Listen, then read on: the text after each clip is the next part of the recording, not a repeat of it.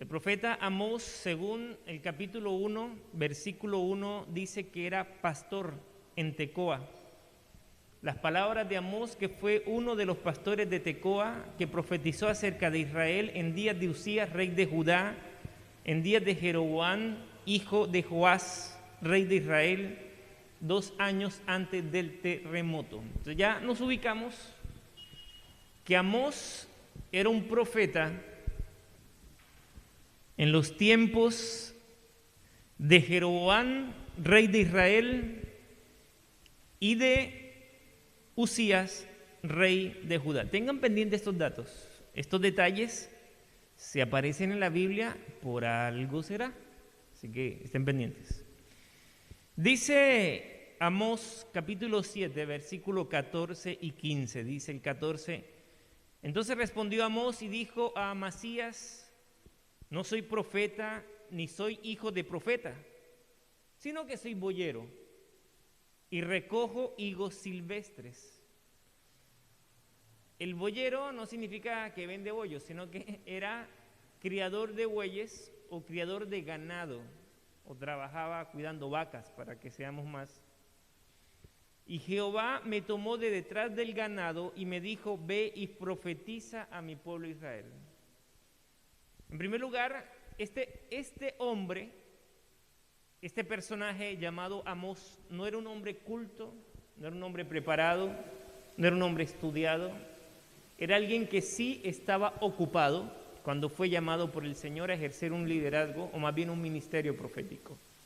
Amós era cuidador de ovejas, era agricultor, cuidador de bueyes. Era alguien que trabajaba en el campo y de pronto recibió el llamado del Señor y él se dispuso para obedecer y cumplir precisamente esa parte de ser la voz de Dios para Israel. ¿Está bien? Pendiente. El contexto histórico en que aparece Amós, y esto miren, empezamos aquí lo bueno. El contexto histórico en que Amós fue profeta.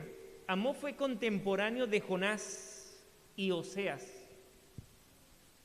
Y Amós fue profeta en los mejores tiempos. Bueno, obviamente ha tenido varios periodos, pero por lo menos entre los reyes, aparte de David, estuvo Amós en los periodos prósperos de Judá y de Israel. Amós fue profeta en esos tiempos o en esos años donde la nación del norte, Israel, como la nación de Judá, con sede en Jerusalén, habían sido fructíferas, prósperas, la gente estaba bien, tenían comida, las viñas daban vides, había comida por doquier, las tierras daban fruto, las aguas corrían, llovía lo suficiente, la gente vivía, mejor dicho, en su máximo esplendor, ¿no? En una época donde estuvieron chévere. Chévere, dícese bien, hago la traducción. De hecho, hay detalles. Dice Crónicas, y esto es interesante, segunda de Crónicas, capítulo 26, del 1 al 15, que había paz, habían tiempos de paz. Había creado un gran ejército, grande y poderoso, Usías, rey de Judá, y unas ciudades fortificadas, es decir, tiempos de paz, buena comida, llovía constantemente, las tierras daban frutos, nadie pasaba hambre, el gobierno daba informe al Congreso y decía: hoy hemos reducido la tasa de pobreza a un 3%, a un 2%, a un 1%. Llegó un momento en que decían: no hay pobreza en Jerusalén, no hay pobreza en Israel tampoco. No hay pobreza, nadie se está muriendo de hambre, la gente anda tranquila, las personas salen a la calle, van al centro, compran lo que quieren, compran sus autos con 4 caballos de fuerza, algunos con 2, pero tienen su auto. Un ejército fuerte custodiaba la ciudad, eran años de esplendor. El problema es que en esos años de esplendor, tanto Israel como Judá, y haciendo énfasis en Israel, donde fue que profetizó Amós, a Jeroboam se le ocurrió una idea estúpida, ¿sí? Y resulta que por mantener el trono, permitió la idolatría en la nación. Dice la Biblia en Reyes que él mandó hacer altares a Baal en los lugares donde se dedicaba a Dios y se adoraba al Señor. Él permitió que se colocaran altares a Baal y sacrificios a Baal. De hecho, se mandó a sacrificar toros y adorar también una adoración idólatra y pagana. Y no solo lo que la adoración idólatra es mención simple, sino lo que implicaba los cultos idólatras, orgías, promiscuidad, embriagamiento, cosas terribles y abominables ante los ojos de Dios. De hecho, me atrevo a decir que incluso en esas prácticas paganas, idólatras que tenían los países vecinos y que Israel adoptaba en sus momentos cuando se alejaban del Señor, no solamente habían orgías, no solamente habían prácticas sexuales mórbidas o morbosas o pervertidas, sino que también habían sacrificio de personas, sacrificio de bebés, asesinato. Reyes, cuando uno lee Reyes, la historia de los reyes, hay detalles interesantes como a dioses paganos, a los Baales, se sacrificaban incluso bebés, doncellas, y la perversión llegaba a la ciudad, la perversión llegaba a la nación. Entonces, uno empieza a analizar los tiempos en que a Amós le tocó que ser profeta a una nación que se estaba alejando del Señor. Todo iba bien. La tasa de pobreza había disminuido tremendamente. La gente tenía que comer, la gente tenía su trabajo, la gente tenía que vestir, tenía la ropa para la Navidad y los regalos, la gente tenía dinero para ir a pasear a la costa, la gente tenía sus autos y todavía se quejaban. Cualquier parecido con la realidad es mera coincidencia.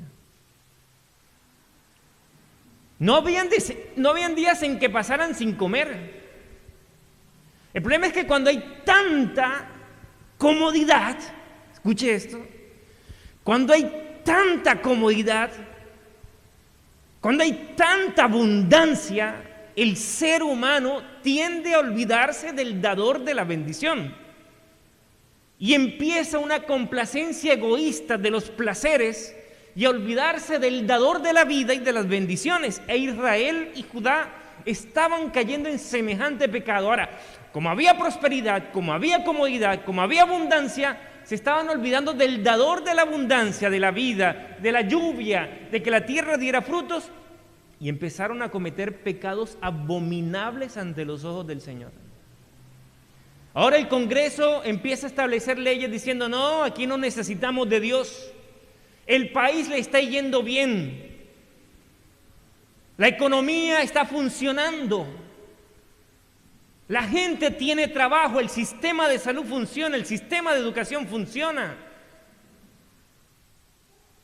Y entonces empieza, cuando hay comodidad y cuando hay veces tanta prosperidad, empiezan los pueblos a inventar leyes a complacencia de la perversión del hombre, del individuo, que obviamente van en contrario a lo que la voluntad de Dios establece.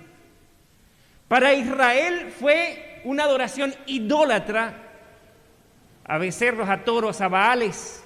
Hoy en día, ¿cuáles serán las leyes que se están permitiendo en Congreso donde hay países que tienen prosperidad o por lo menos estabilidad y sin embargo están promoviendo leyes que ofenden al Señor?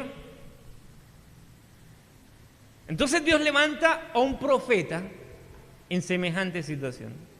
De hecho, escuchen esto, este profeta, cuando uno lee algunos detalles, precisamente en el capítulo 7, si no estoy mal, versículos antes, cuando uno lee los versículos antes, del 14 y el 16, me refiero, por ejemplo, a los versículos del 1, capítulo, ¿les dije cuál? Sí, 7. Versículo 10. Dice que el sacerdote Amasías le envió un mensaje a Jeroboam, rey de Israel, y dijo: Amós se ha levantado contra ti en medio de la casa de Israel. Y se ha puesto a hablar una cantidad de cosas que no debería. A ver, voy a hacer la traducción a la versión Dios. Bueno, esa es la de Dios habla hoy. Esta es la versión sería Edwin le explica hoy. Miren, algo así sería. Lo que está haciendo Amasías es decirle a Jeroboam: mira, su majestad el rey, quiero informarle de que por ahí hay un predicador llamado Amós que anda por las calles anunciando que va a venir destrucción y castigo a Israel porque nos hemos olvidado del Señor y de Jehová. A mí me parece terrible que ande anunciando esas cosas. Es más, rey, anda declarando cosas en contra de usted y de su gobierno. Usted tiene que hacer algo, rey. ¿Cómo va a permitir que venga un hombre, un pastorcillo, un simple pastorcillo, cuidador de ovejas y de bueyes, alguien que solamente sabe trabajar la tierra, a meterse en los asuntos del gobierno? Mire cómo nos está yendo. Hay prosperidad, hay abundancia, las tierras dan frutos, está lloviendo, Dios nos está bendiciendo, y ahora viene este profeta a meterle cuentos a la gente de que va a venir castigo de parte de Dios. Rey, tienes que hacer algo. Eso es lo que está diciendo el versículo 10. Entonces el sacerdote Amasías de Bet-El envió a decir a Jeroboam, rey de Israel: Amós se ha levantado contra ti en medio de la casa de Israel. La tierra no puede sufrir todas sus palabras. Porque así ha dicho Amós: Jeroboam morirá a espada, e Israel se ha llevado de su tierra en cautiverio. Y Amasías dijo a Amós, ahora Amasías, el sacerdote, escuchen esto, no era cualquiera, era el sacerdote, el pastor de la iglesia, del pueblo, el capellán del gobierno, algo así para traducir. Amasías le dijo a Amós: vidente, vete, o sea, váyase, lárguese de aquí. Esta es la versión Edwin traduce hoy, ¿no? Vete, huye a tierra de Judá y come allá tu pan y profetiza allá. O sea, Amós, no te metas en nuestros asuntos, quédate callado, y si quieres trabajar en el ministerio profético, bueno, vete para otro lugar, pero aquí no te metas. Es lo que está diciendo Amasías a Amós, versículo 13. Y no profetices más en Betel, porque es santuario del rey y capital del reino. Y ahora aquí es donde me llama la atención cómo este Amós era cosa seria. Amós responde con humildad pero con categoría. Miren lo que dice, versículo 14. Entonces respondió Amós. Voy a compartirles pantalla para los que ¿sí están viendo acá? Versículo 14. Entonces respondió Amós y dijo a Amasías: yo no soy profeta, ni tampoco estuve en la universidad estudiando para teólogo ni para pastor. O sea, tampoco soy hijo de profeta, no estuve en la escuela de los profetas. O sea, ni soy profeta, ni soy hijo de profeta. Aquí dice. Están leyendo conmigo, ¿verdad? Y sigue diciendo, sino que soy boyero, yo cuido vacas, bueyes, ovejas y recojo higos silvestres, es decir, yo vivo en el campo. Y sigue el 15 y dice, y Jehová me tomó detrás del ganado y me dijo, ve y profetiza a mi pueblo Israel. Es decir, yo estoy aquí porque el Señor me mandó. Tremendo, ¿eh? Yo estoy aquí predicando, profetizando porque el Señor me mandó. Y dice el versículo, ¿dónde voy? Ahora pues, oye palabra de Jehová. Tú dices, no profetices contra Israel ni hables contra la casa de Isaac. Por tanto, así ha dicho Jehová. Y empieza la sentencia de castigo y de reprensión por los pecados abismales y terribles que Jeroboam estaba permitiendo en la nación que se llamaba ser el pueblo de Dios. Tu mujer será ramera en medio de la ciudad, y tus hijos y tus hijas caerán a espada, y tu tierra será repartida por suertes, y tú morirás en tierra inmunda, e Israel será llevado cautivo lejos de la tierra. No eran como que palabras muy alentadoras. Ese sermón no hubiese calado hoy en día. Imagínate a Amós hoy en día saliendo por YouTube diciendo, mira, nación de Chile, o de San Antonio, de Santiago, o no sé, o Latinoamérica, o el mundo entero, se han olvidado del Señor. Ubíquese en el territorio que usted quiera, sea Chile, sea Colombia, sea Venezuela, sea Europa, sea Estados Unidos. Pero lo que sí sé es que cuando este hombre se pone a predicar, no le iba a caer bien a mucha gente. De hecho, la religión tradicional dijo, no, está trayendo es calamidad. ¿Cómo está hablando de castigo? ¿Cómo está hablando de destrucción? Mire donde hay prosperidad, ¿cómo nos va a hablar de eso? No, vete a predicar a otro lado. Aquí no te queremos porque es incómodo escuchar que ponen el dedo en la llaga, ¿cierto? Y yo me puse a pensar, Señor, ¿será que hoy en día como iglesia también andamos como este sacerdote Amasías, diciéndole a los profetas del Señor, entiéndase profeta como predicadores, escuchen? Un profeta en la Biblia es aquel que hablaba de parte de Dios al pueblo. Por lo tanto, hoy día cualquier hombre y mujer que predica al pueblo con su palabra es un profeta también. Esa es la interpretación o la aplicación más precisa del término profeta. Alguien que habla de parte de Dios al pueblo. No es alguien que vaticina o que adivina, peor. Que se pone a adivinar y dice, el Señor me mostró que su hijo se va a casar con mi hija. Una cosa no, nada que ver. O por el contrario, su hija con mi hijo, una cosa así, nada. Y lo digo porque eso ocurre en algunos ambientes cristianos. El término profetizar o el ministerio profético se ha corrompido por la mala interpretación y la mala aplicación y se está metiendo temas de adivinación en algunos disque profetas cristianos. Pero bíblicamente hablando, un profeta es todo aquel que habla de parte de Dios al pueblo. Un predicador es un profeta. Una predicadora que abre la palabra y enseña y transmite la palabra del Señor es un profeta. Pero también hay amasías. Hay amasías que les incomoda escuchar esos mensajes contundentes, ¿no? Esos mensajes que son como los que cortan o podan algunas cosas en nuestro carácter y en nuestra vida. Me puse a pensar en Amós. Pero pensé también en más como iglesia, como pueblo del Señor. ¿Será que estamos siendo como Amasías? Mandando a callar a varios predicadores que nos dicen las cosas como son y que nos provocan incomodidad. Y como tenemos derecho y la capacidad de escoger predicadores, hoy en día el internet da para escuchar no el mensaje que uno necesita, sino muchas veces lo que a uno le gusta.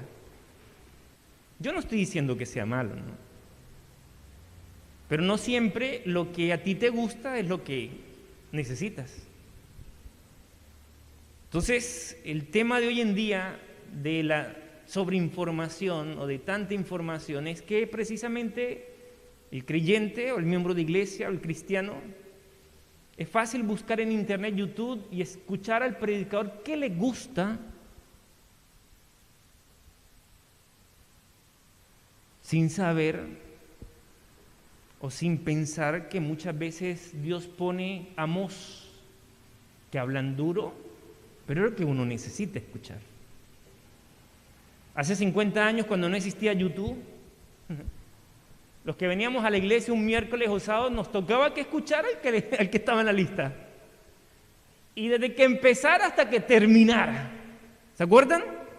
Bueno, estoy hablando de hace 50 años, yo ni mis papás se habían conocido, pero hace 10 años incluso para atrás, hace 20 años, en la iglesia, uno iba a la iglesia y escuchaba al que estaba, al que Dios tenía ahí, al que estaba predicando. Hoy en día este asunto de la tecnología nos da para ser selectivos, ¿no? Es como cristianismo a la carta, o sea, yo escojo el menú. A mí me gusta esto, no, verduras no, estas cositas no, esto es más sabroso. Entonces yo me pongo a preguntar, yo me pregunto es, ¿Qué tan beneficioso es cuando somos selectivos en el alimento espiritual? ¿Qué tan beneficioso es el yo escoger quién me está presentando a mí el pan o el alimento? Eso es lo que me pregunto. ¿Será que seremos como Amasías? No, vete de aquí, los que hablan duro, no, quítenlo. Se parece un reformador de esos extremistas. ¿Él los hay? Yo no digo que no los hay, sí los hay. Que agarran de caballito de batalla solamente una parte del mensaje. El mensaje es Cristo. Pero también Jesucristo nos da un mensaje integral de amor, pero también de cambio, ¿no? De transformación, de decirle las verdades a quien la necesitaba escuchar.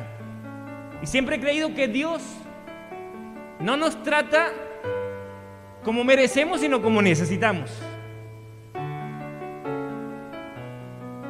Entonces, esto es para reflexionar, pueblo. Amasías,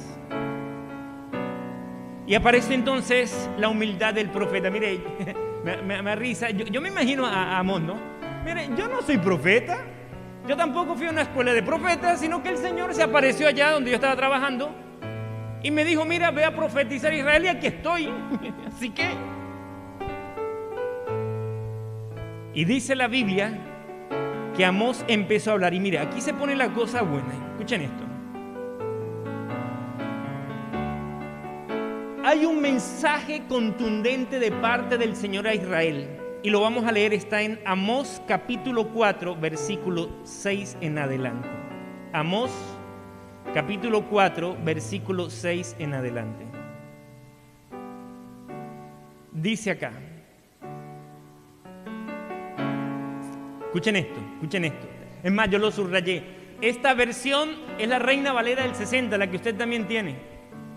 Esta versión es Reina Valera del 60. Mire cómo dice acá, dice: esto es Amós, un mensaje de parte de Jehová a Israel. Escuchen. Os hice estar a diente limpio en todas vuestras ciudades, y hubo falta de pan en todos vuestros pueblos. Esto después es, y ahorita vamos a entender el contexto, ¿no? Lo que vamos a hablar y a leer ahorita es precisamente cuando vinieron los castigos sobre Israel. Ya va, voy a explicar primero el contexto. El contexto es que Dios permitió juicios contra Israel para que Israel reaccionara y se convirtieran de sus malos caminos y volvieran al Señor. Entonces Dios permitió una prueba tras otra prueba tras otra prueba, a ver si sensibilizaba el carácter y el corazón del pueblo de Israel para que volvieran a Jehová. El problema de tener abundancia, complacencia, al apetito, al placer, es que nos creemos dioses con D minúscula. Es que nos insensibilizamos como cuando alguien trabaja y al principio duele, cuando trabaja con la tierra, con el asadón, no sé cómo le llaman acá, o con la pala. Al principio duele, pero después se están formando callos que ya no duelen. La insensibilidad. Entonces llegan los castigos o la reprensión del Señor al pueblo para hacer llamar la atención de ellos para volver a Jehová. Y miren lo que ocurre. Ahora sí vamos a leer. Dice acá, lean conmigo Amós 4, 6 en adelante. Os hice estar diente limpio en todas vuestras ciudades, y hubo falta de pan en todos vuestros pueblos. Y miren lo que dice: mas no os volvisteis a mí, dice Jehová. También os detuve la lluvia 3 meses antes de la siega, e hice llover sobre una ciudad y sobre otra ciudad no hice llover. Sobre un parte llovió, y la parte sobre la cual no llovió se secó. Y venían 2 o 3 ciudades a una ciudad para beber agua, y no se saciaban. Y dice: con todo no os volvisteis a mí, dice Jehová. Os herí con viento solano y con oruga. La langosta devoró vuestros muchos huertos y vuestras viñas y vuestros higuerales y vuestros olivares. Y dice: pero nunca os volvisteis a mí, dice Jehová. Envié contra vosotros mortandad, tal como en Egipto. Maté a espada vuestros jóvenes, con cautiverio de vuestros caballos, e hice subir el hedor de vuestros campamentos a vuestras narices, mas no volvisteis a mí, dice Jehová. Os trastorné como cuando Dios trastornó a Sodoma y a Gomorra, y fuisteis como tizón escapado del fuego, mas no os volvisteis a mí, dice Jehová. ¿Se dan cuenta? Prueba tras prueba, llamado tras llamado, y nada, hermano. Nada que reaccionaba a esta gente. Una situación y otra y nada que reaccionaban. Nada que se volvían a mí, decía el Señor. Mire, les quité la lluvia por meses y nada que se volvieron a mí. Permití langosta en su cultivo y nada que se volvieron a mí. Hubo castigo y nada que se volvieron a mí. Y dice el 12: por tanto, de esta manera te haré a ti, oh Israel, y porque he de hacer esto, prepárate para venir al encuentro con Dios, oh Israel.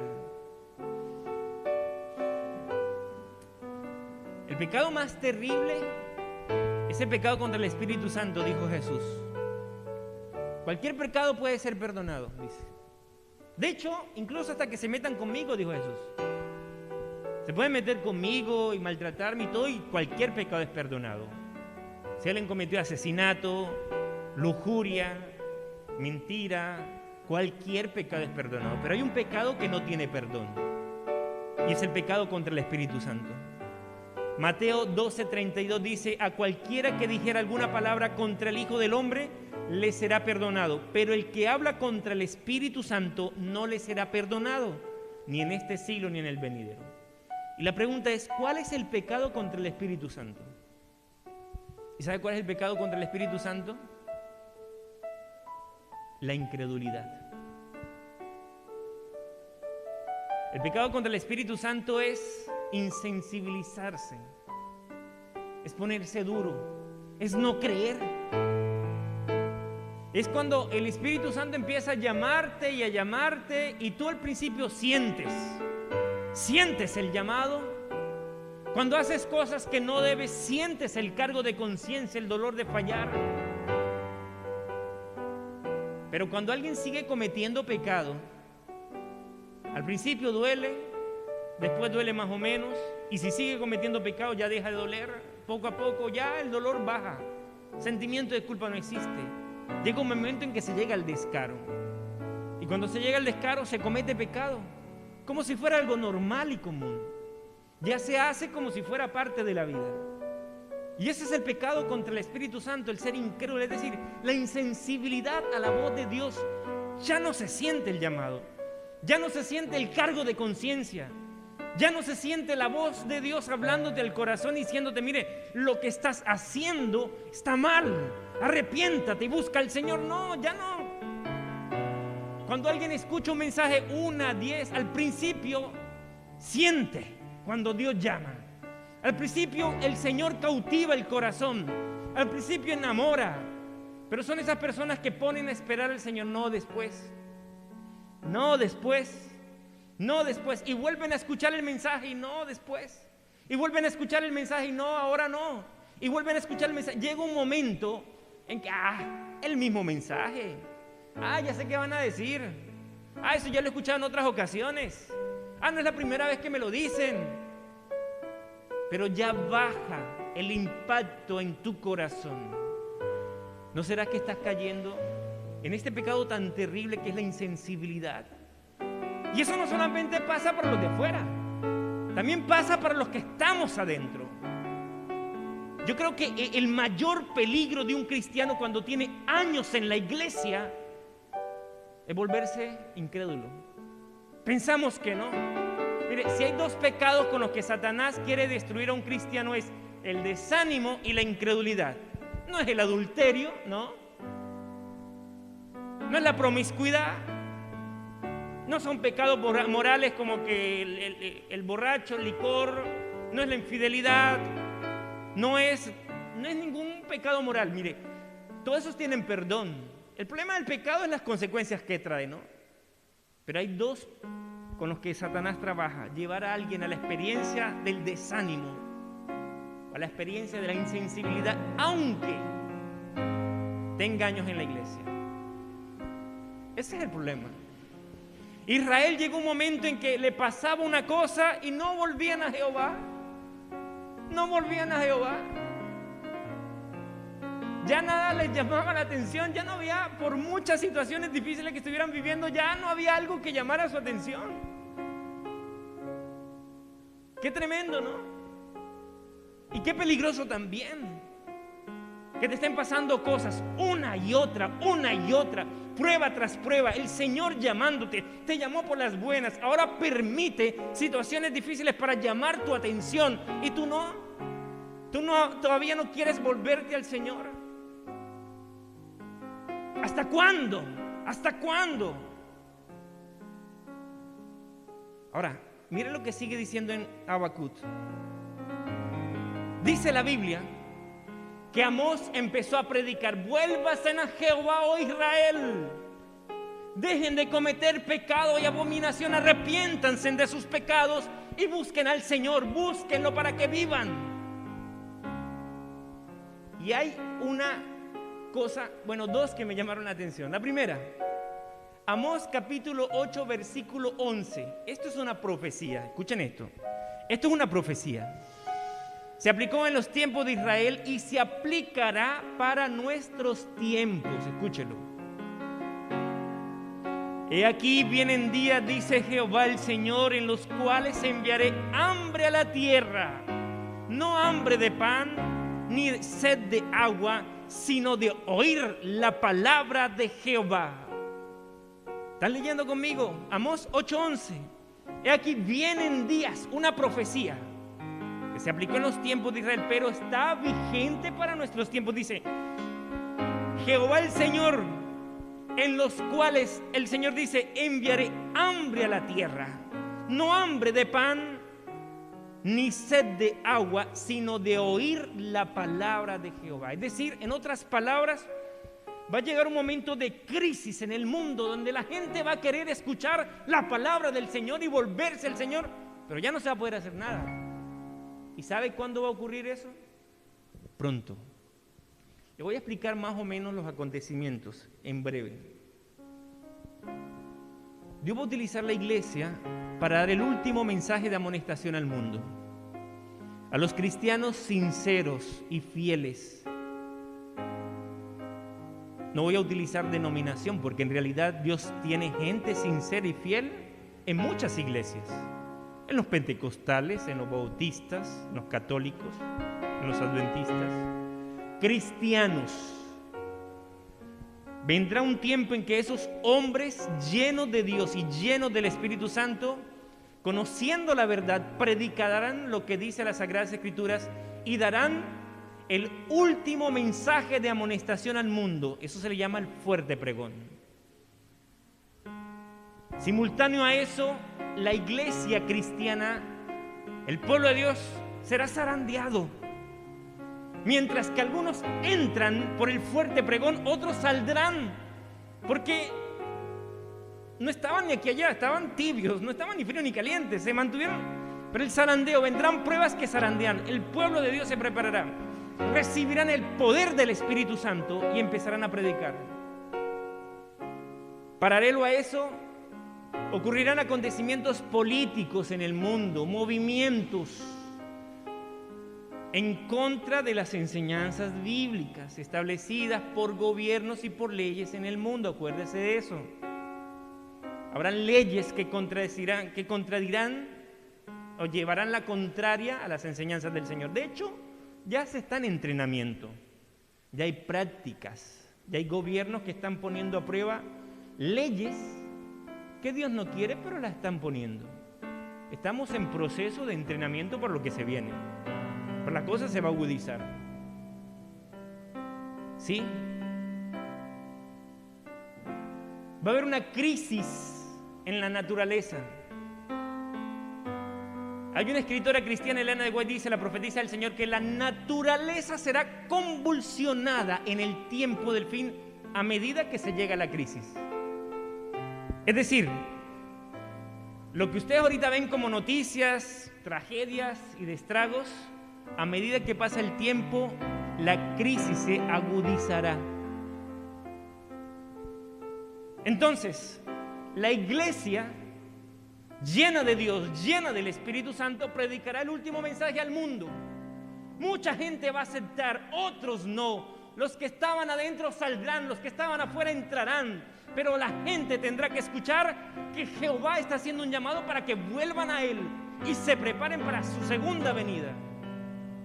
Pero llegará un momento en que se cerrará el tiempo de gracia. Escuche esto. Se cerrará el tiempo de gracia.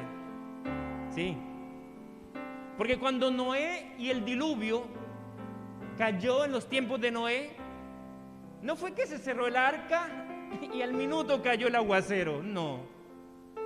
El arca era el instrumento de salvación para que la gente entrara allí y se salvara de la destrucción por agua que vino en aquel entonces.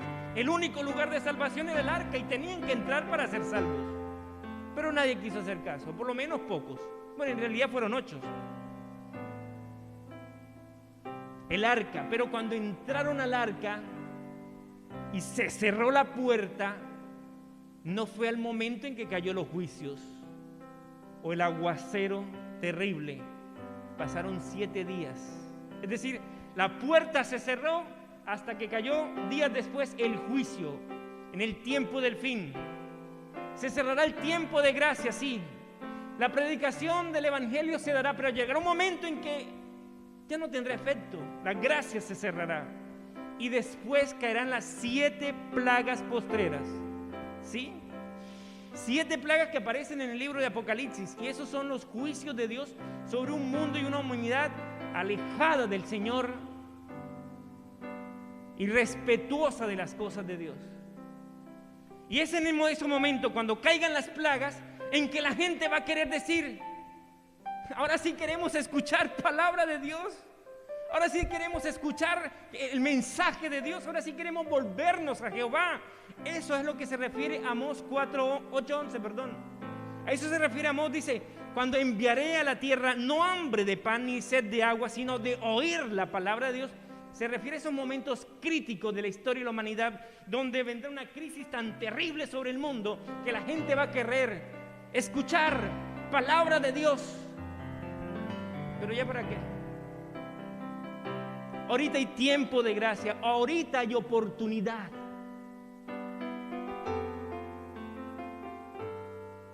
Y saben, y con este versículo termino. Amós 4:12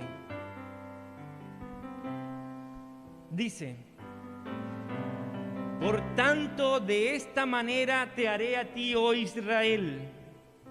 ¿Por qué te ha de hacer esto? Prepárate para venir al encuentro de tu Dios, oh Israel. Amós 5:4 dice: pero así dice Jehová a la casa de Israel: buscadme y viviréis. O sea, ahorita hay oportunidad, buscadme y viviréis. No sean duros, no sean insensibles. O sea, no pasen por alto los llamados del Señor por la bendición o por las pruebas, pero Dios te está llamando.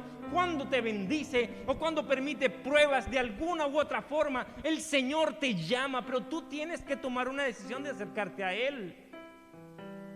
Por ahí he escuchado a algunos predicadores decir: no, es que tú no buscas a Dios, Dios te busca a ti. Esa es media verdad.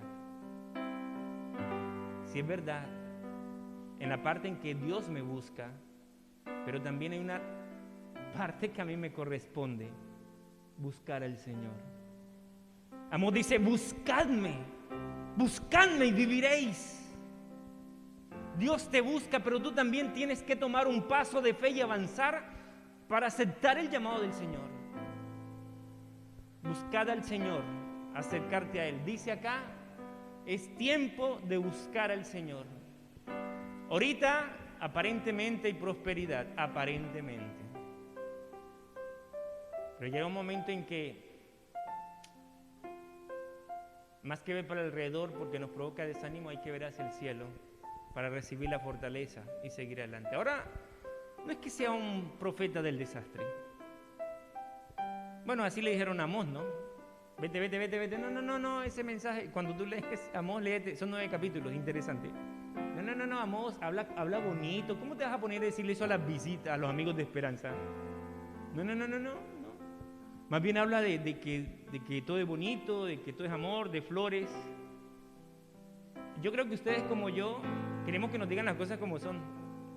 Y Amós era alguien que decía las cosas como eran. Solamente que a algunos no les gusta.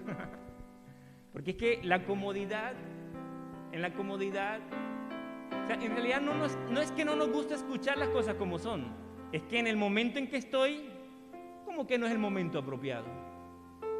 Y por eso causamos rechazo, porque nos sentimos tan cómodos que para qué me van a incomodar con cosas terribles y feas. No. Pero si estuviéramos en otra condición, sí, que nos digan la verdad. Como cuando alguien está enfermo, que nos digan lo que dicen los análisis, que nos diga el médico lo que realmente está pasando. Hay un deseo de que nos digan las cosas como son. Pero cuando estamos en la comodidad, no cabe que nos den una noticia de esas como que escamosa o... Amós, el profeta sencillo y humilde, que llamó al pueblo a decirle: busquen a Jehová, busquen al Señor para que vivan. Y el mensaje de hoy es, hermanos, y los que están escuchando, busquemos al Señor, buscadme y viviréis. Es tiempo de buscar a Dios como debe ser. Querido Padre, en tus manos nos ponemos nuevamente y queremos pedirte, Señor, perdón, porque cada quien sabe y conoce su historia. Cada quien habla por sí mismo. Pero de forma general, Señor, aunque a veces el mundo nos quiere acomodar, permítenos ser sacudidos con el poder de tu palabra. Disfrutar de tus bendiciones, sí, pero también asumir la responsabilidad que como cristianos tenemos ante un mundo que perece en el pecado. Oro también, Señor, por personas que están escuchando el mensaje, para que la sensibilidad se mantenga, que incluso para nosotros, Señor, que andamos en estos caminos, no perdamos la sensibilidad a tu palabra, ni a tu llamado, sino mantenernos siempre sensibles a tu voz y hacer cambios continuos a nuestra vida. Bendícenos, Señor. Gracias por Amós. Gracias por estos hombres valientes, Señor, valientes, que se pusieron de parte de ti, con sencillez, pero con poder. Y sé que en estos tiempos tú levantarás y tienes Amós en tu pueblo, para que nos llame la atención, Señor, para volver a tus caminos. En el nombre de Cristo Jesús. Amén.